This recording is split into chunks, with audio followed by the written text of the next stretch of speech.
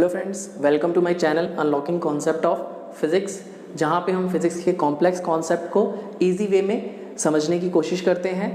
आज मैं फिज़िक्स की इस लेक्चर सीरीज़ में एक बहुत ही इंपॉर्टेंट टॉपिक आपको पढ़ाने वाला हूँ, जो कि इतना ज़्यादा इंपॉर्टेंट है कि अगर वो टॉपिक आपको समझ नहीं आया तो पूरी फिज़िक्स आपको समझ नहीं आ सकती है। Got it? जैसा कि आपने बोर्ड पे देख ही लिया होगा, आज का जो टॉपिक है हमारा वो है वेक्टर्स। Got it? अब वेक्टर समझने से पहले कुछ पुरानी बातें जिन पे हम डिस्कशन कर लेते हैं। थोड़ा पुरानी बात जो कि यूनिट एंड डायमेंशन चैप्टर में ऑलरेडी हम पढ़ चुके हैं, फिजिकल क्वांटिटी। अब फिजिकल क्वांटिटी के बारे में ऑलरेडी हम डिस्कस कर चुके हैं कि फिजिकल क्वांटिटी क्या होती है। फिजिकल क्वांटिटी ऐसी सारी क्वांटिटीज़ जिनको हम मेज़र कर सकते हैं और ऑल मेजरेबल क्वांटिटीज़ प्लस जिनकी हेल्प से हम फिजिकल फिनोमिनास और फिजिक्स के लॉ को एक्सप्रेस कर सकते हैं। ऐसी सारी क्वांटिटीज़ जो कि मेजर करी जा सकती हैं और जिनकी हेल्प से हम फिजिक्स के लॉज और फिजिकल फिनोमिनास को एक्सप्रेस कर सकें, उस क्वांटिटी को फिजिकल क्वांटिटी कहते हैं। यूनिट एंड डायमेंशन में हमने फिजिकल क्वांटिटी को दो तरीकों से कैटेगराइज किया था और दो क्लासिफिकेशन थे। क्या था? एक फंडामेंटल क्वांटिटी, दूसरा डिराइव्ड क्वांटिटी। हमने 7 फंडामेंटल क्वांटिटीज़ पढ़ी, उसके अलावा जो भी क्वांटिटीज़ थी वो सारी की सारी डिराइव्ड क्वांटिटीज़ थी। ये सारी चीज़ें हम पहले ही डिस्कस कर चुके हैं, बट इस चैप्टर में स्पेसिफिकली हम फिजिकल क्वांटिटी को एक और तरह से क्लासीफाई करने की कोशिश करेंगे, जिसमें हमने इसको दो टाइप्स में डिवाइड किया है। एक है स्केलर क्वांटिटी, दूसरा है वेक्टर क्वांटिटी। एक क्या है? स्केलर, दूसरा वेक्टर। अब आपको याद हो तो 9th क्लास में हम ऑलरेडी स्केलर क्वांटिटी और वेक्टर क्वांटिटी के बारे में बात कर चुके हैं। स्केलर क्वांटिटी अगर आपको याद हो, हमने इसकी डेफिनेशन पढ़ी थी कि ऐसी क्वांटिटीज़ जिनके पास मैग्नीट्यूड हो वो स्केलर क्वांटिटीज़ होती हैं, और वेक्टर क्वांटिटीज़ वो क्वांटिटीज़ होती हैं जिनके पास मैग्नीट्यूड और डायरेक्शन हो। ओके, अब यहाँ पे भी हम वही चीज़ कह रहे हैं कि quantities which can be described by their magnitudes are called scalar quantity and the quantities which can be described by their magnitude as well as direction are termed as vector quantities. अगर हम example की बात करें तो scalar quantities के example हैं distance, speed, mass, current, volume etcetera. वहीं vector quantity के एग्जाम्पल देखें तो displacement, velocity, force, momentum etcetera. Got it? तो ये तो हो गई बात स्केलर और वेक्टर क्वांटिटी की। क्या बात यहाँ पे ख़त्म हो गई? नहीं, अभी तो पार्टी शुरू हुई है, अभी तो बात बाकी है। अब क्या हुआ, ये टॉपिक मैं जब भी अपनी क्लास में पढ़ाता हूँ तो स्केलर क्वांटिटी का एक एग्जांपल देख के मेरी क्लास का एक स्टूडेंट हमेशा मेरे से क्वेश्चन करता है। वो कहता है कि सर आपने स्केलर क्वांटिटी में करंट को एग्जांपल क्यों लिया है? करंट के पास तो मैग्नीट्यूड भी है और डायरेक्शन भी है, इसका मतलब कि ये तो वेक्टर क्वांटिटी होनी चाहिए, बट आपने इसे स्केलर क्वांटिटी में क्यों लिखा है? तो उस चीज़ का मैं एक आंसर देता हूँ। मैं बोलता हूँ कि आपकी बात तो बिल्कुल सही है, बट एक यहाँ पे पॉइंट है। क्या? कि यहाँ पे जो इन्फॉर्मेशन आपको दी गई है अभी ये अधूरी है। क्यों अधूरी है? अभी एक और पॉइंट हमें समझना बाकी है। क्या? कि जो स्केलर क्वांटिटीज होती हैं, scalar quantities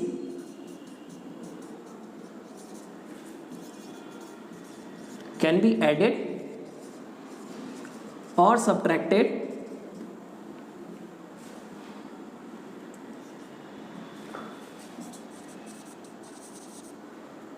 algebraically.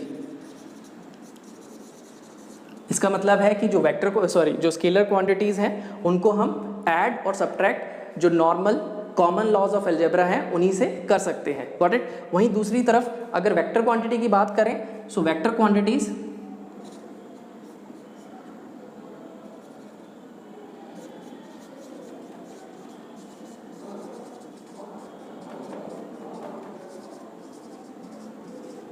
can be added by vector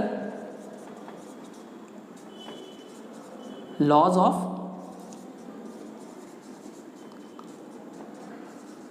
addition.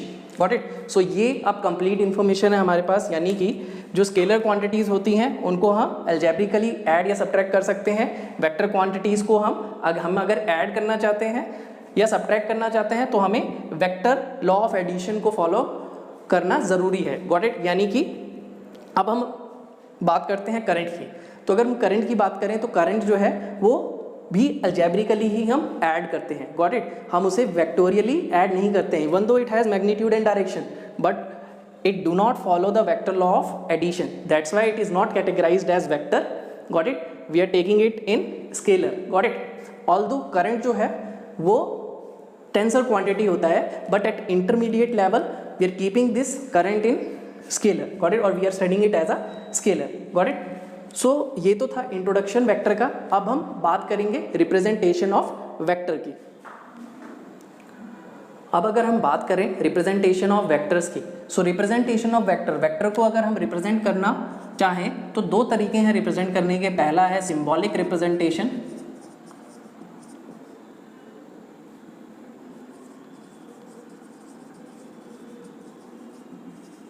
दूसरा है graphical representation.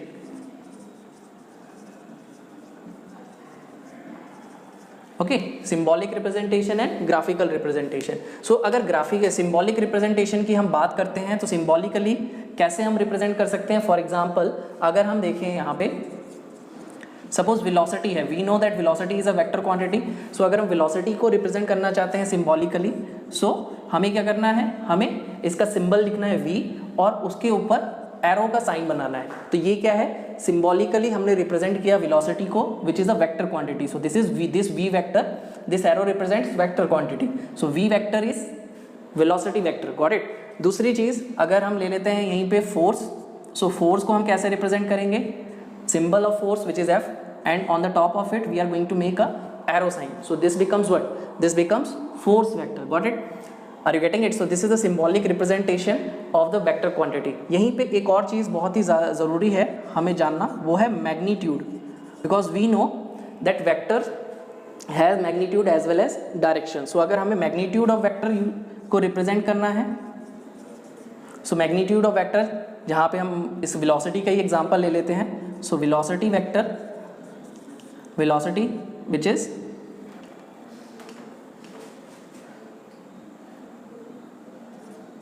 v vector we have, and its magnitude we have is what? Its magnitude, if we talk about the magnitude of velocity, so that is represented by v vector under mod sign. Got it? या तो हम इस तरीके से इस magnitude को represent कर सकते हैं, या फिर हम सिंबल को लिखते हैं अगर, तो वो भी क्या है, वो भी मैग्नीट्यूड को ही रिप्रेजेंट करता है. Got it? जो वेलोसिटी वेक्टर है उसके मैग्नीट्यूड का रिप्रेजेंटेशन किस तरीके से करना है हमें, या तो हम वेलोसिटी वेक्टर को मॉड के अंदर लिखें या फिर सिंपल उसका सिंबल लिख दें. Got it? सो ये क्या है, मैग्नीट्यूड को दर्शाता है. Got it? अब यहाँ पे एक और चीज़ जो हमें बहुत ज़रूरी है याद रखना कि अगर सपोज हमारे पास v vector with negative sign लिखा है. Got it? सो इसका क्या मतलब है, इसमें जो नेगेटिव साइन है, negative sign represents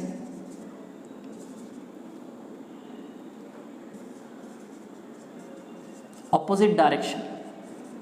it represents opposite direction. इसका मतलब बाद में हम समझेंगे. अब दूसरी चीज़ जो है, नेगेटिव साइन मतलब यहाँ पे आप कह सकते हैं ऑपोजिट डायरेक्शन, यानी कि जो इनिशियल v वेक्टर की डायरेक्शन थी, अगर मैं नेगेटिव v लिखता हूँ तो इसका मतलब कि वो डायरेक्शन जो है उसकी ऑपोजिट, एग्जैक्टली ऑपोजिट डायरेक्शन उस v वेक्टर की मुझे लेनी पड़ेगी. इसका अभी आगे हम इस पर और बात करेंगे. सो अब हम आते हैं ग्राफिकल रिप्रेजेंटेशन की तरफ. सो ग्राफिकल रिप्रेजेंटेशन की जगह अगर हम बात करें तो हम कैसे रिप्रेजेंट करेंगे, उसके लिए हम पहले बनाते हैं एक arrow. Got it? Suppose this is representing a vector. Got it? हम कहते हैं कि ये जो है ये फोर्स वेक्टर को रिप्रेजेंट कर रहा है, कुछ वैल्यू होगी फोर्स की. Got it? Suppose we have taken the value of force as 5 newton. Got it? So this vector, this arrow line is representing this 5 newton vector. अब ये जो एरो होता है इसका जो टेल होता है, this is what we have, this is the tail of, this is the tail point, or you can say this is the starting point of vector. This is starting point. Got it? और दूसरी तरफ ये arrow head जो है ये किस चीज़ को represent कर रहा है, ये रिप्रेजेंट कर रहा है आपके एंडिंग पॉइंट को. This represents end point and this is what we have, this is the head of arrow. This is the head of arrow. अब वहीं जो लेंथ ऑफ द वेक्टर है, इस वेक्टर की जो लेंथ है, इस वेक्टर की जो लेंथ है वो रिप्रेजेंट कर रही है magnitude. Of vector. Got it. ये चीज़ बहुत ही ज़्यादा इंपॉर्टेंट है। हम ऐसे ही एरो के साइज कुछ भी नहीं ले सकते।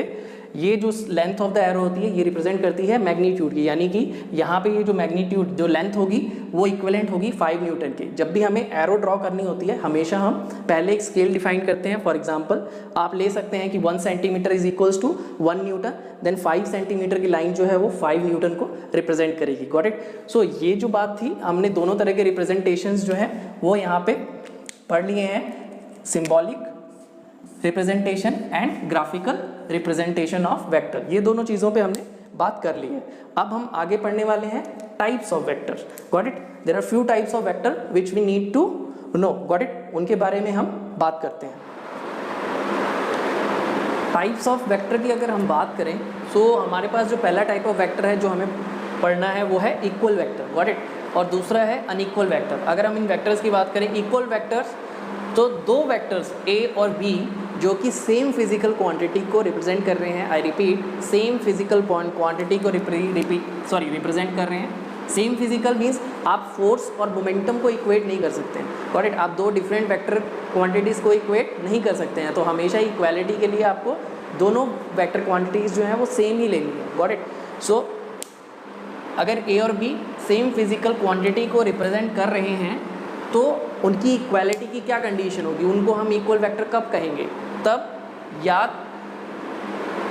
जब वो इन दोनों कंडीशंस को फुलफिल करेंगे। कौन सी हैं ये दोनों कंडीशंस? पहली है कि दोनों के मैग्नीट्यूड सेम है, दूसरे उनका डायरेक्शन भी सेम होना चाहिए। Got it. दोनों का मैग्नीट्यूड और डायरेक्शन सेम होना चाहिए। अगर मैं आपको ड्रॉ करके दिखाऊं, so suppose this is vector A we have and this is vector B we have. आप देखें तो दोनों की लेंथ जो है वो सेम है, इट मीन्स मैग्नीट्यूड इक्वल है, और दोनों का डायरेक्शन जो है वो सेम ही डायरेक्शन है। तो इसका मतलब ये दोनों वेक्टर्स अगर सेम फिजिकल क्वांटिटी को रिप्रेजेंट कर रहे हैं तो ये इक्वल वेक्टर्स होंगे। Got it. वहीं अगर हम अनइक्वल वेक्टर की बात करें, सो अनइक्वल वेक्टर्स, दो वेक्टर्स ए और B again same physical quantities को अगर रिप्रेजेंट कर रहे हैं तो उनको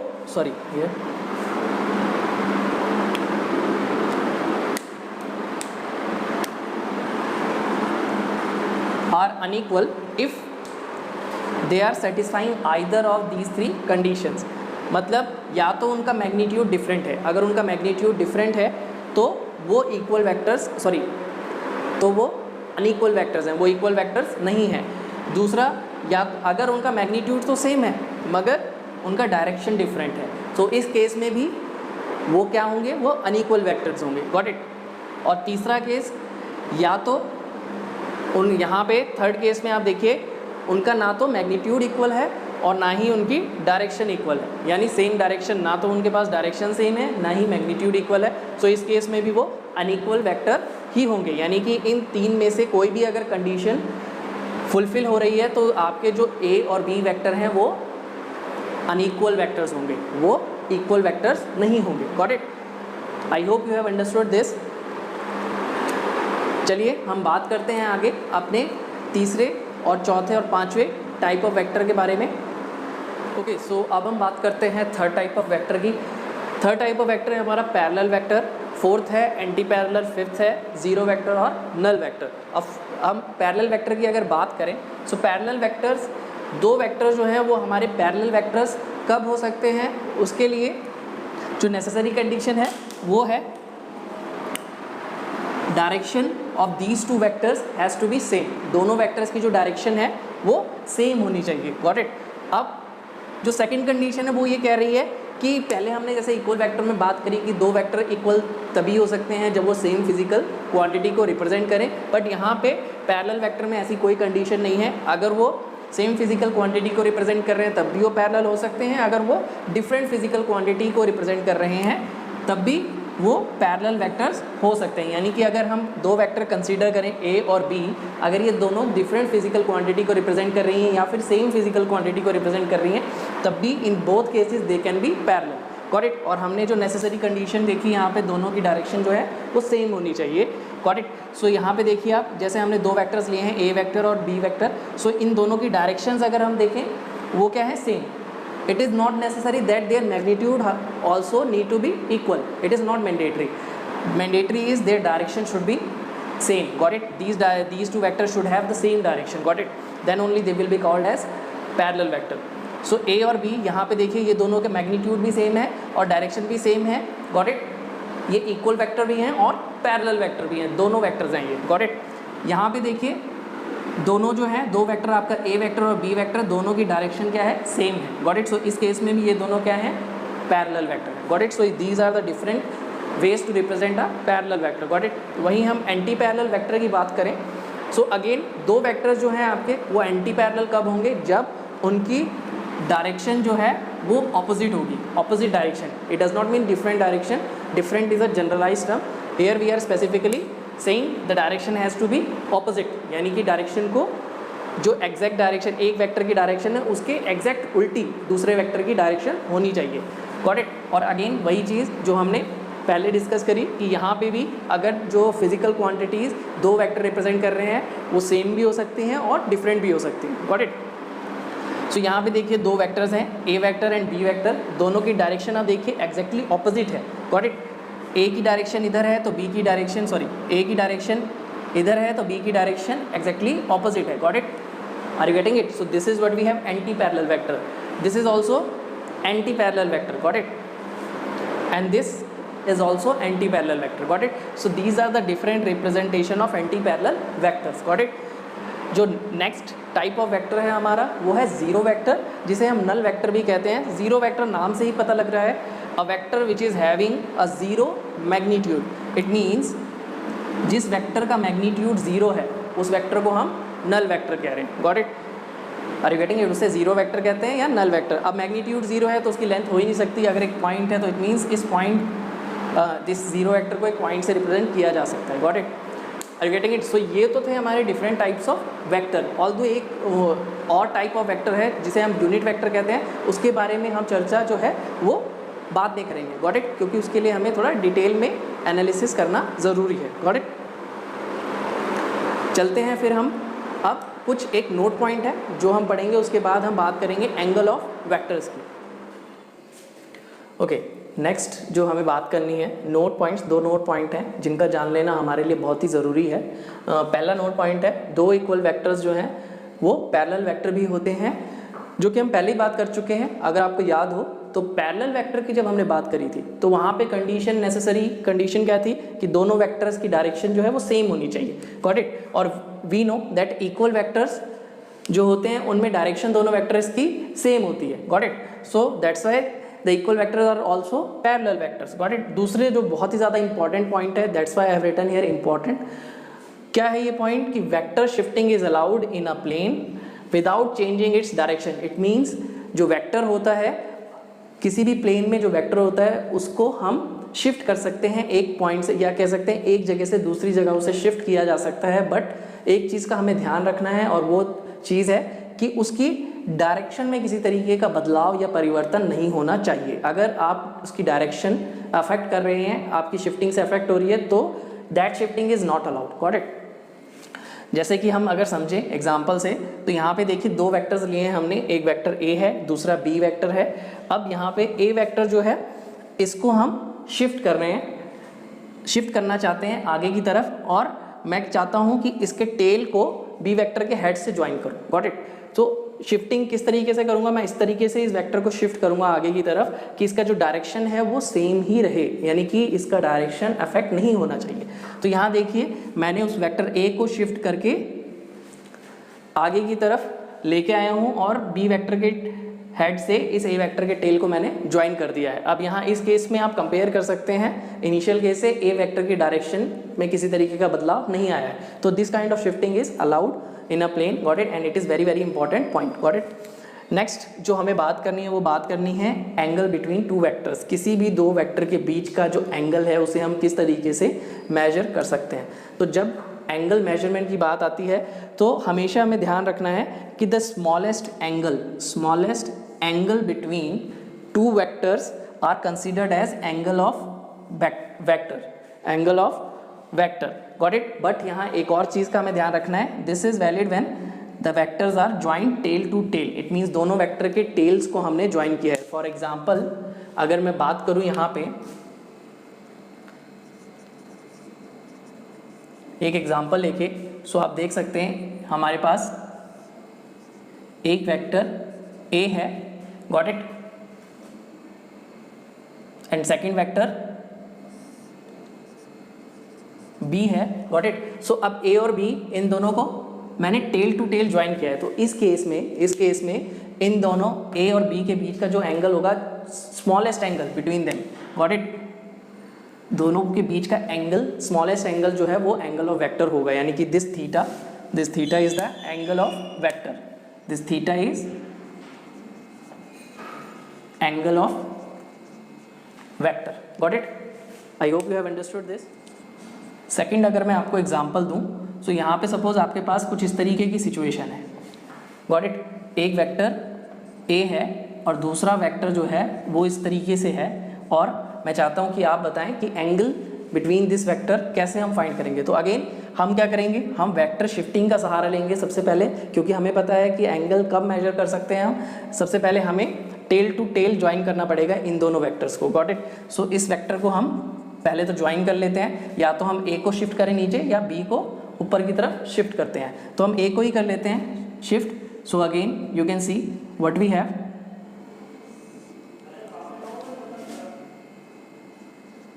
this is B vector, this is A vector, and this angle theta we have is the angle of vector between them, got it। so इस तरीके से हम इसका एंगल फाइंड कर लेते हैं। तीसरा एग्जांपल अगर मैं आपको दूं, suppose we have vector A here and second vector B here, so इस केस में हम कैसे फाइंड करेंगे angle, again same, we have to join these two vectors tail to tail. So हम इसको ज्वाइन कर लेते हैं शिफ्ट करके।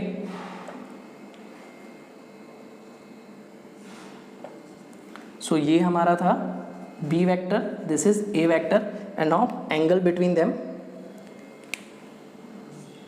this theta is the angle between them, got it, are you getting it? This is 180 degree, here in this case the angle between the vector is 180 degree, got it। एक जो point है जो कि बहुत ही ज़्यादा important है और याद रखने लायक है, कि अगर वेक्टर्स, हमारे पास कोई वेक्टर है, suppose we have a vector A and vector B, और वो दोनों वेक्टर जो है वो एक वेक्टर का टेल दूसरे वेक्टर के हेड से ज्वाइंट, गॉट इट। सो इस केस में हम कैसे फाइंड करें कि एंगल क्या होगा, गॉट इट। ऑल्दो सेम चीज़ है, हम B वेक्टर को शिफ्ट करते हैं और A वेक्टर के टेल से ज्वाइन कर दें तो सिंपली हमें एंगल मिल जाएगा। बट इस केस में एज इट इज़ अगर हम वेक्टर की ओरिएंटेशन चेंज ना करते हुए बताना चाहें कि एंगल क्या होगा, तो कैसे बताएंगे। सो अगर आप ध्यान से देखें तो क्या है, इसका पैरेलल एक वेक्टर जो है हम टेल से ज्वाइन करें तो क्या होगा, हमारे पास एक थीटा एंगल है, got it. So same theta angle जो है वो यहाँ पे भी हम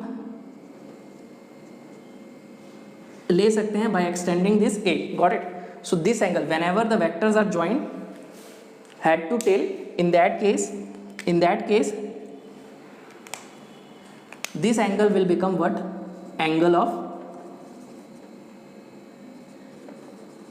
वेक्टर, गॉट इट। सो यहां पे आप लिख सकते हैं, if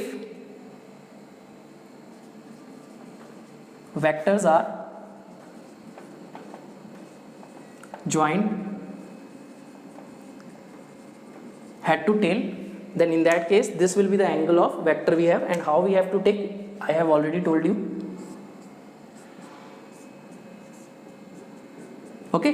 so these are the things which we need to keep in mind regarding the angle of vector, got it। I hope आपको ये सारी चीज़ें, छोटी छोटी बातें जो हैं वो समझ आई होंगी। अब हम आगे बढ़ेंगे और नेक्स्ट लेक्चर में हम बात करेंगे वेक्टर एडिशन की, got it। कैसे हम वेक्टर्स को ऐड कर सकते हैं और कितने लॉज हैं जिनकी हेल्प से हम वेक्टर एडिशन परफॉर्म कर सकते हैं, फिर वेक्टर सब्ट्रैक्शन, ओके। ये सारी चीज़ों पे हम चर्चा करेंगे नेक्स्ट लेक्चर में, got it।